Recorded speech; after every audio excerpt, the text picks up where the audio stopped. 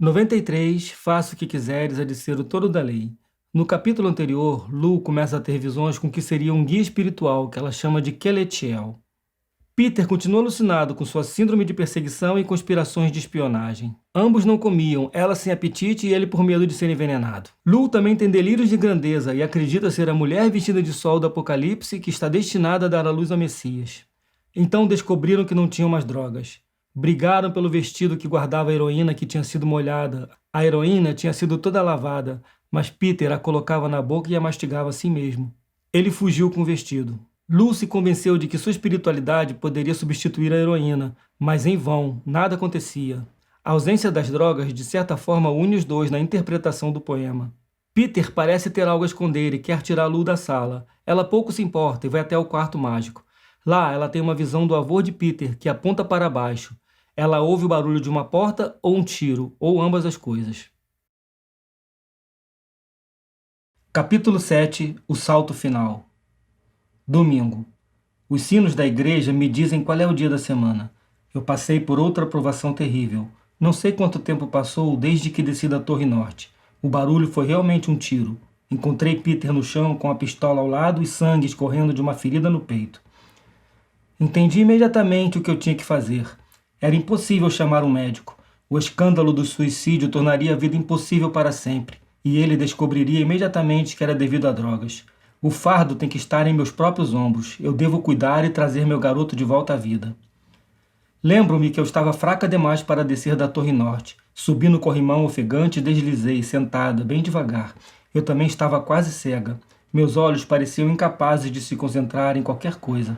Mas no momento em que vi o que havia acontecido, minhas forças voltaram para mim. Pelo menos não minhas forças, mas as forças da natureza. Fluíam através de mim como o vento soprando através de uma cortina rasgada e frágil. Os projéteis eram muito antigos e a pólvora deve ter perdido a força, pois a bala girou no osso do peito e correu em volta das costelas. Foi realmente uma ferida insignificante, mas ele estava tão fraco que poderia ter morrido por perda de sangue. Peguei um pouco de água, lavei as feridas e fiz um curativo da melhor maneira possível. Quando o garçom chegou, eu o mandei buscar as coisas apropriadas do farmacêutico e alguns alimentos leves e propícios. Pela primeira vez fiquei contente pela guerra. Meu treinamento na Cruz Vermelha fez toda a diferença. Houve um pouco de febre devido à sua fraqueza intensa e ocasionalmente ele tinha delírios. A obsessão do poema ainda o fascinava. Enquanto eu estava curando as feridas, ele disse debilmente e sonhadoramente: "Ela é isso, ela que me encontrou, na lua de mel de morfina. Com seda e aço ela me amarrou, em seu leite venenoso ela me afogou. Mesmo agora os braços dela me cercam." "Sim", eu disse, "mas é sua esposa que lhe ama e vai cuidar desse problema para você, e nós vamos viver felizes para sempre." Ele sorriu muito fraco e docemente e cochilou. Quarta-feira, eu conto os dias agora. Estamos tendo um clima de verão, quente, seco e calmo, fora de época. A natureza é adorável. Saio para passear quando Peter está dormindo. Sexta-feira. Não tem havido complicações, senão eu teria procurado um médico por qualquer risco. O que me preocupa é que à medida que ele se fortalece, os delírios de perseguição começam a voltar. Agora sei quão profundamente eu estava obcecada por ideias de grandeza e como a minha necessidade de ser mãe determinava sua forma. Mas é uma ilusão que eu deva pensar constantemente em Basil? Parece-me ouvi-lo dizer que fui curada a partir do momento em que me esqueci completamente de mim mesma na dedicação ao meu amor por Peter, o trabalho de trazê-lo de volta à vida. E agora que deixei de pensar em mim mesma e sentir por mim mesma, tornei-me capaz de vê-lo e senti-lo com absoluta clareza. Não há a menor possibilidade de erro. Todo o tempo ele foi capaz de perceber vagamente que estava descendo a ladeira escura até a loucura. Ele se confundia com suas ideias a meu respeito. Ele começou a me identificar com o fantasma da loucura assassina que ele pensava que queria destruí-lo. Um olhar de aflição surge em seu rosto de vez em quando, e ele começa a repetir melancolicamente, com uma voz confusa, com os olhos fixos nos meus: "Conheço-te agora por causa de seu olhar vidrado e medroso, contemplando terrores infâmias e muito pesar, como flores imundas se abrindo. Gargalhada das tranquilidades enviuvada, agonia pela tristeza excluída, paz pela morte derrotada, ela não está enlouquecida?" Muitas vezes ele repetia isso, e muitas vezes, várias vezes, repetia a resposta. Na verdade, eu tinha personificado a sedutora, do anjo destruidor. Mas era um pesadelo. Eu tinha despertado e ele devia despertar. Mas ele não me via mais, mas sua fantasia a meu respeito se fixou em minha imagem. Não importava o que eu dissesse, sua ideia fixa ficava constantemente mais forte à medida que sua força física voltava. Por mim ela espera, preguiçosamente zombando. Como a lua assassinando a lua, ela segue. A lua, em seu triunfo, está se aproximando. A mim ela possuirá por completo em breve. O ritmo do poema ainda estava no meu próprio sangue, mas parecia estar funcionando em outro nível. Eu tinha esquecido a aguda angústia pessoal da primeira parte do poema.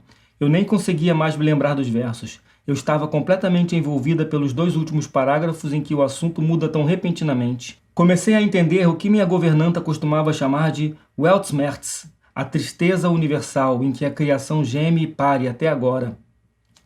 Consegui entender o propósito de Basil em estudar o terrível experimento que nos levou a esse limite. Minha insanidade era resultante da minha vaidade egoísta. Eu não fui escolhida para um destino único. A realização do meu próprio sofrimento me levou a entender que todo mundo estava no mesmo barco. Eu podia ver até a falsa impressão de desprezo do poeta por aqueles que não haviam experimentado sua própria sublimidade de horror. E você, dos outros o puritano, que não dá a morfina à súplica, se eu os nomear irmãos, grite desdenhando, lábio torcido questionando meu delírio maníaco, tolos, 7 vezes iludidos, por acaso não pode conhecê-la? Jamais houve necessidade de ela ter sorrido, para no inferno torturá-lo. O orgulho de Satanás nas profundezas da condenação tem sua queda quando ele percebe que outros estão na mesma calamidade, sem que tenham sofrido tantas dores perversas para chegar lá. Ele só alcança a verdade quando se torna totalmente impessoal, no parágrafo final. Morfina é uma só, fagulha de seu fogo ancestral, ela é um só sol, modelo de todo desejo natural. Tudo que você poderia ser, você é. De um desejo, essa é a coroa, da estrela de absinto são escravos, Evoé. Isso analisado, razão é delírio e fúria, sentimento examinando é dor. O que os céus esperam ao disso duvidar? A vida é angústia, insano ardor, e a morte não é uma maneira de escapar. Vi que todo sentimento, por mais que pareça um exame casual, teria que ser da natureza da dor, porque implicaria dualidade e imperfeição, e que a natureza do pensamento de qualquer tipo deve, em última análise, ser insanidade, porque expressa as relações entre as coisas e nunca as coisas em si mesmas. Tornou-se evidente que a tristeza do universo era causada pelo desejo de manifestação e que a morte não podia fazer mais do que suprimir uma forma de existência em favor de outra. Obviamente, o impasse está completo. Parece não haver solução para o problema. É um ciclo vicioso. Ao mesmo tempo, em concordância com a realidade, a insana insistência na angústia individual é diminuída. A afinidade pelo sofrimento universal leva a uma certa serenidade sombria. Não nos mostra o caminho da fuga, se houver, mas pelo menos torna a ideia da fuga aceitável. Tanto quanto tentar escapar de um teatro em chamas para salvar a própria vida, o pânico torna impossível a ação coordenada. Cada um por si e o diabo pega o último. Não é o tipo de situação que poderia garantir a vitória. Nem sequer garante a segurança de ninguém. Com que rapidez recuperei meu próprio bem-estar quando fui forçada a esquecer. Peter ainda está desesperadamente se esforçando para se salvar. Aquele que ama a sua vida a perderá. Devo dedicar minhas faculdades milagrosamente restauradas à sua salvação. Só não sei por onde começar. Se ao menos Basil estivesse aqui, ele saberia. Ele elaborou a técnica. Tudo o que posso fazer é amar e trabalhar cegamente. Afinal, devem existir alguns anjos cuidando de mim de alguma forma que eu não pretendo entender. Por que eles não podem ser ainda mais vigilantes a favor dele? Sou apenas uma menina elegante, arrogante e tola que não tem valor nem mesmo para ser jogada no cesto de lixo. Ele é um homem esplêndido, com um passado glorioso e infinitas possibilidades para o futuro. Isso não vai afundá-lo e eles devem saber disso. Não vou incomodar minha cabeça boba. Continuarei amando e confiando. 26 de outubro. Eu esqueci meu diário todo esse tempo. Eu tenho estado muito ocupada com Peter. Minha memória é completamente fraca. Parece que não consigo consertar as coisas. Peter ficou mais forte. Ele está praticamente bom até agora. Ele me levou lá fora e me ensinou a atirar em fazões esta manhã. Foi muito emocionante. Na verdade, eu acertei um em meu primeiro dia. Consegui que um homem, sua esposa e a filha deles entrassem e o cozinhassem para nós. Então estamos realmente muito confortáveis, de uma maneira bem rústica. Antes não poderia receber ninguém enquanto Peter estava delirando. O garçom da pousada é suíço. Ele manteve tudo em segredo. E vi que ele não tinha motivos para se arrepender de ter agido assim. O que não me lembro é como Peter começou a melhorar, mentalmente, quero dizer. Eu deveria ter mantido esse diário adequadamente, eu sei, mas à medida que ele melhorava, ocupava cada vez mais meu tempo, e então eu tinha que trabalhar muito para que as coisas ficassem prontas para ele quando ele pudesse se levantar. E agora não consigo pensar em como isso aconteceu. mas acredito que o primeiro sinal de melhora foi o arrebatamento do poema. Ele começou a falar naturalmente sobre assuntos comuns. Ele estava bastante fraco e doente, e isso o assustava. Ele era como um convalescente comum, suponho pelos sinais de retorno do interesse sobre os assuntos da vida. Eu deixei de ser um símbolo, eu era apenas a enfermeira dele. Grande parte do tempo ele não se lembrava quem eu era. Ele estava de volta ao hospital da base do tempo em que ele voava. Nossa lua de mel e suas sequelas foram praticamente apagadas. Não sei dizer o quanto ele lembra. Ele diz algumas coisas às vezes que me fazem pensar que não deve ser muito. E novamente, algumas outras coisas me fazem pensar que ele nem se lembra de que eu sou sua esposa. Esta manhã, por exemplo, ele disse: "Preciso ir a Londres para ver um acordo que estou fazendo caso me case." E então, menos de meia hora depois, ele se referiu a um incidente de nossa passagem por Capri. Eu tomo cuidado para não o contradizer ou alarmá-lo sobre o estado de sua mente, mas é muito difícil saber o que fazer. Há tantas coisas que eu mesma me esqueço. Como chegamos aqui, então, novamente? Onde está Alice? Esse nome continua aparecendo, e, no entanto, eu não conheço ninguém íntimo ou de importância com esse nome. Eu tinha esquecido esse diário, encontrei-o por acidente e imediatamente comecei a lê-lo para refrescar minha memória. A maior parte da minha letra está ilegível. Fiquei muito confusa antes que eu pudesse entender o que estava escrito. E então, quando entendi as palavras, elas ficaram sem sentido. Não acredito que tudo aquilo aconteceu comigo. Algumas partes lentamente voltavam à memória. Curiosamente, as coisas sem importância vieram primeiro. Fiquei espantada ao descobrir que Mabel Black estava morta. Escrevi uma carta para ela ontem, pobre e velha amiga. A parte também sobre o Dr. McCall. Eu poderia jurar honestamente que nunca aconteceu, e ainda assim deve ter acontecido, pois encontrei pedaços do vestido nas almofadas do sofá de couro azul mastigados até a polpa. 27 de outubro. Saímos para atirar novamente, mas o tempo estava frio e úmido. Nós não estávamos tão interessados assim e estávamos cansados demais para andar. Peter não disse nada, mas o tempo todo eu sinto que ele anda muito aborrecido. Estamos tão podres e deprimidos. Hoje à tarde peguei para ler o artigo de Stephen King. Ele explica sobre a sensação de andar depois de um voo. Temos uma sensação bastante angustiante de estarmos presos ao chão, algemados pela própria grama. Estamos levando porrada há tanto tempo que a vida parece intolerável em qualquer outros termos. Não sinto mais nenhuma necessidade física de drogas. Pelo contrário, sinto uma deliciosa vivacidade corporal por ter me libertado. Também é extraordinário como nosso apetite normal por comida voltou. Comemos 5 refeições por dia, um comendo por 40 ao invés de 40 comendo por um, como no poema de Wordsworth. Passamos fome por meses, então tínhamos que compensar isso. A sensação mais deliciosa de todas é o renascimento do amor humano saudável. Primavera voltando à terra. Mas eu não o satisfaço mesmo assim. Os intervalos entre as emoções de uma pessoa podem ser muito longos. Eu acho que as drogas intensificam o clímax iluminado por um lado, mas por outro, e isso é realmente mais importante, elas ajustam os interstícios de sombra. É difícil, imagino, de maneira comum, sair da lua de mel de volta à vida normal. Muitas vezes me pergunto como um poeta se sente quando não está absorvido pelo êxtase da inspiração. Talvez seja por isso que muitos deles vão para o fundo do poço, os interstícios os entediam. Eu também posso encarar os fatos. Tivemos uma fuga bastante restrita. Nós saímos da bagunça mais por boa sorte do que por bom senso. Mas se não fosse por isso, não tenho certeza de que não deveríamos ter outra chance. Claro que como são as coisas, está completamente fora de questão. Pode não ter sido pela nossa pequena sorte que a lição foi tão severa assim. 30 de outubro. O fato é que somos jovens demais, não pensamos no óbvio.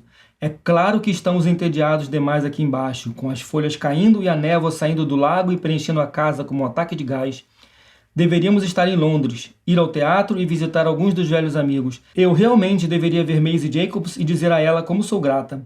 Engraçado, não consigo lembrar porque tenho que agradecê-la, mas felizmente está no diário. Peter fica cada vez mais silencioso e melancólico a cada dia, como o clima. Ele parece ter algo em mente. Eu gostaria que ele me dissesse o que é.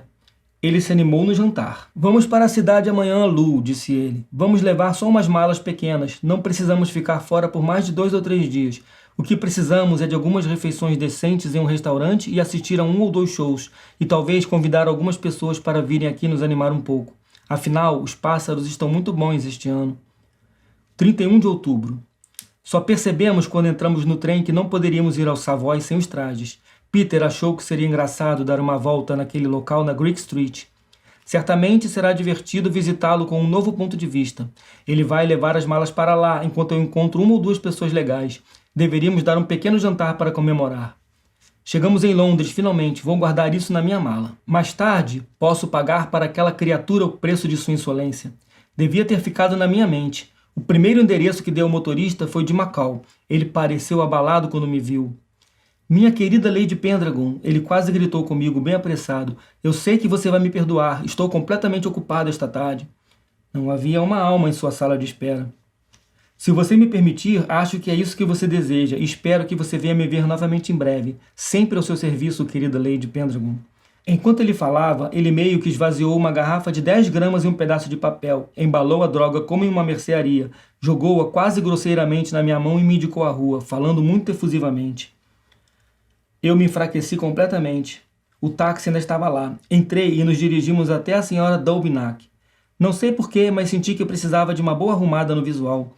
Eu estava me tremendo toda. Foi ainda pior quando entrei, pois pude ver que ela estava tão chocada quanto Macau. Então fui até um espelho. Como é que todas as vezes em que me olhava durante esses meses, nunca pude ver o que eles estão vendo agora em apenas um segundo? Bom Deus, é horrível falar sobre isso. Meu rosto está cansado e abatido, pálido e enrugado. Eu pareço ter 60 anos. Bem, por que eu me importo? Dei 3 boas cheiradas. Madame me arrumou o melhor que pôde, já parecia muito melhor e me senti ótima. Peter não estava lá quando cheguei a Greek Street. Então abri minha mala de roupas, escrevi isso e cheirei mais algumas doses. O único problema antes era simplesmente nossa própria tolice. Não tomamos precauções comuns, é só tomarmos cuidado. Peter voltou furioso. Seu traficante tinha sido roubado, então eu mostrei o que tinha.